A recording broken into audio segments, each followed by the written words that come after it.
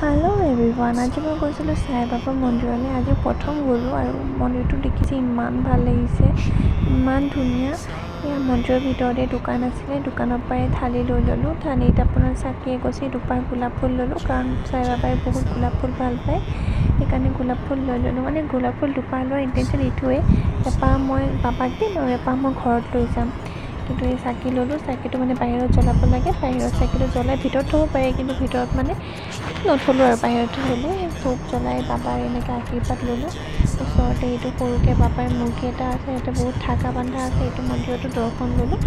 দৰ্শন লৈ এতিয়া ডাঙৰ মন্দিৰটোলৈকে গৈ আছোঁ, য'ত সাই বাবাৰ মেইন মূৰ্তিটো আছে। ইয়াতে বা আৰু বৌয়ে ইয়াতে পঢ়ি আছে আৰু কেতিয়া কি হয়, আৰতি কেতিয়া হয় এইবোৰ পঢ়ি আছে। ইয়াতে দেখিলোঁ যে মন্দিৰৰ ভিতৰত ফটো তোলা নিষেধ, সেইকাৰণে মানে ইয়াতে ফটো নুঠিলে যে, সেইকাৰণে আপোনালোকক দেখাই দিছোঁ এবাৰ। ইমান ধুনীয়া, চাওকচোন ইমান ক্লিন হয়।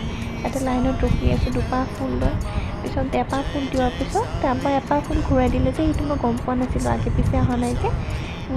ফুলপাহ পাই যে কিমান সুখী মই। তাৰপিছত খিচিৰি খাবলৈ আহিলোঁ, খিচিৰি খালোঁ, খিচিৰিখিনি যে ইমান টেষ্টি হৈছে। তাৰপিছত এতিয়া ওলালোঁ আৰু ওলাই জোতা চেণ্ডেলখিনি লৈ এতিয়া ঘৰলৈ গৈ আছোঁ আমি গোটেইবোৰে।